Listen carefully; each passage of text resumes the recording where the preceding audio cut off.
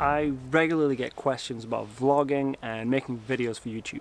So in this video, I'm going to give 7 tips that I've picked up along a couple of years that I've been doing this to share with you guys and hopefully help you out a little bit if you're thinking about starting a vlog yourself. And even if you've been doing it for a while, maybe there's a couple of tips in here that might be useful to you as well. Plus, as a bonus, if you're watching this before the 25th of December 2020, you have a chance of entering the competition to win a Zeapon slider. So be sure to stay tuned to the end of the video for the competition details to win a slider. Tip number 1. Remember, you don't need the absolute best and newest gear. Get started with what you have. I used to film my videos on my iPhone all the time. My first video was on an old GoPro 3 Plus. You really don't need the fanciest gear to get started vlogging. Tip number 2, audio is incredibly important. I use a Rode shotgun microphone like you see on top of here all the time. This is the essential kit for all my videos. For my first video, the GoPro was totally fine, but I used the internal microphone and the whole thing just sucked. Saying that though, this isn't always the best equipment. When the wind picks up, this thing doesn't do very well. Probably like less than 10. So what I will use then, I'll switch to a lavalier mic, which is going to be the best audio anyways. With this microphone here though, I can also use it to pick up sounds of nature. I can walk around with this attached to my phone and I'll just record sounds to use in my videos. For tip number 3, get your video set up beforehand. I shoot in 24 frames per second, which means I'm going to want a shutter speed of 1/48th of a second. Now, if your camera can't do that, 1/50th of a second is absolutely fine. Just remember to set your shutter speed at twice that as your frames per second to get the best looking video. And best to save it as a preset. I quickly go from shooting photos to taking video with my EM1X and my long lens.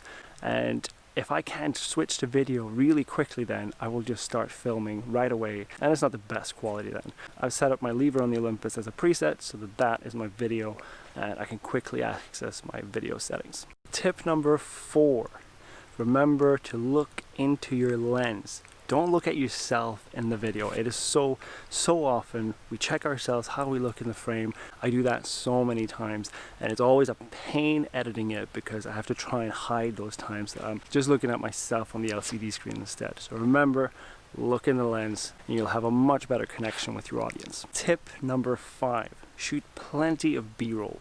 It helps for the story to move forwards and give it a little bit more context about where you are and what's going on. So the B-roll is everything that's not your main storyline when I'm filming myself here or an animal. And it can also really help to hide when you forget to look into the lens and you look at yourself in the LCD screen. And then you can add some B-roll on top of that to hide when you're actually looking at the LCD screen instead of the lens. Now for tip number 6, have a plan. Now, I don't mean you don't have to script your whole video. I certainly don't. It is often very rough and just I go with what happens. And that's kind of what you have to do with wildlife in general. You can plan what the wildlife is going to do. But it's a good idea to have some main ideas or tips that you want to get across, any messages that you want to get across in your video to really help the story of your video. Tip number 7, if you're ready to up-level your videos, get yourself one of these sliders. A slider like this can really help up-level your footage.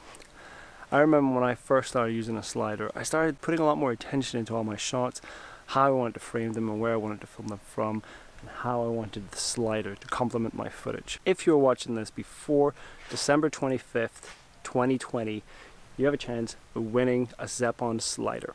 A little while ago, Apple actually used one of these Zeapon sliders in some behind-the-scenes footage of the iPhone 12. So as a way of showing appreciation and thanks to the community that supported Zeapon, they've decided to give away one of these sliders, and I feel super lucky and privileged to be a part of this and able to give away one of these sliders. In order to enter this competition, check out the link below. It'll take you to my website where you can enter to win a slider. Now, in order to win it, you have to answer 3 questions. Number 1 is, how many times did I use a slider in a footage for this video?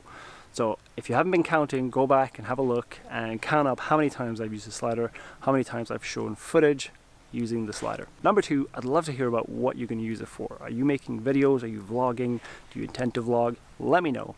And number 3, let me know which slider you want. Zeapon has decided that you can decide which slider you want and they'll send it to you free of charge. If you're like me and you walk around a lot, maybe you're a landscape photographer or wildlife photographer like myself, I recommend getting the Micro 2 Original, which is one of their smallest sliders they have, but it's got plenty enough reach for me anyways, and it just becomes a lot easier to take with me, and I use it a bit more often. You can also get a motorized one, which I highly recommend, because that way you can set it up on an app and control it on your phone. So enable to enter this competition, you have to do so before the 25th of December.